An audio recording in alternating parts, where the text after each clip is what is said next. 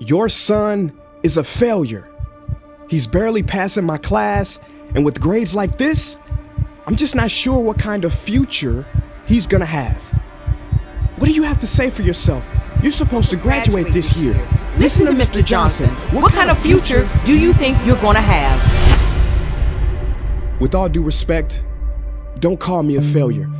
Failure is an event, not a person, in fact. And you talk about the future, Mr. Johnson, but you're not preparing us for that. Excuse me? Just listen to what I'm saying. This should be good. Would you agree that in the future, most careers will become automated? Yeah, so? So the people who succeed will have to be curious, innovative, with resilience to adapt to new changes. What's your point? My point is, the focus in this school is not on that. It is on regurgitating information and test taking, and that's just real. But in today's world, creativity is the most important leadership skill. Oh, that's how you feel.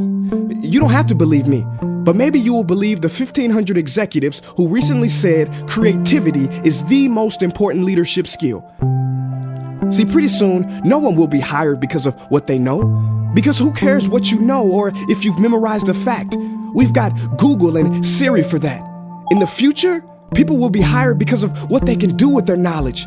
Can they creatively solve real-world problems, not just follow instructions or directions and bubble in multiple choice questions? So, Mom, that's why I'm stressed, because these robotic tasks we learn in school should stop. Because no one can do a robot's job better than a robot. Billionaire founder of Alibaba, Jack Ma, said that we should not compete with artificial intelligence, but instead focus on developing unique human intelligence. Mr. Johnson, drills are for teeth, not the human mind. So these repetitive knowledge-based tasks we must leave behind. Or in the future, you're gonna find a lot of people graduating out of your class right into the unemployment line.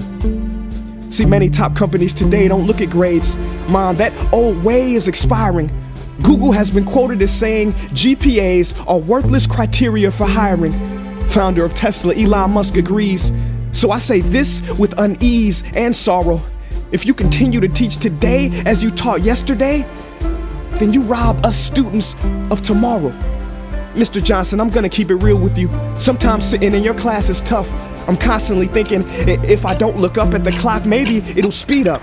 So I listen to you do my work and pay attention, feeling like an hour had to have gone by. But it was only 3 minutes.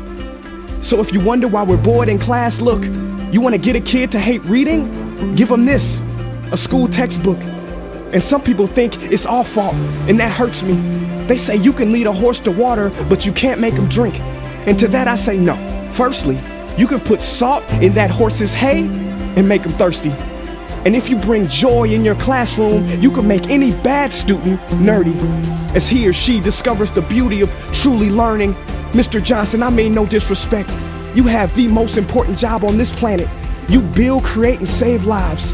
But if you really care about my future, like you say, then you have to fully commit and ask yourself honestly, how do I prepare a child for a future that doesn't yet exist? Here's a hint. The answer is not found in this. It's using this and this. See, in the future, we will need more passion and compassion. People with inspired hearts and wisdom to uplift this planet. And Mom, I love you, but can I be real? Go ahead. You want to know one of the biggest factors for childhood success? It's not IQ. It's family meals. And we haven't had one of those in a while. See, I know sometimes you don't feel proud, because I may not be a straight A student, but I'm not stupid. These tests may be 70% of my grade, but they're 0% of my future. But don't worry, I'll pass this class and get through this. But I need you to give me the space I need to be me and live true. Because the best feeling in the world is that your own parents get you. There's a passage in a book called The Prophet by Khalil Gibran. And if you don't mind, I'd love to share it with you. Go ahead. See, he says, your children are not your children. They are the sons and daughters of life longing for itself. They come through you, but not from you. And though they are with you, they do not belong to you. You may give them your love, but not your thoughts, for they have their own thoughts.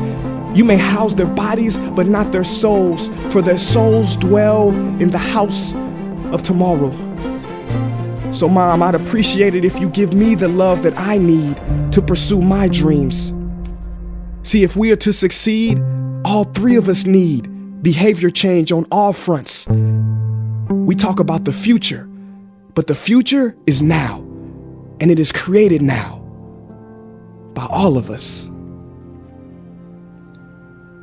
I've never heard you speak like that before. Yeah, I didn't know. But I'm gonna reach out to administration and try to change some things. You have my word.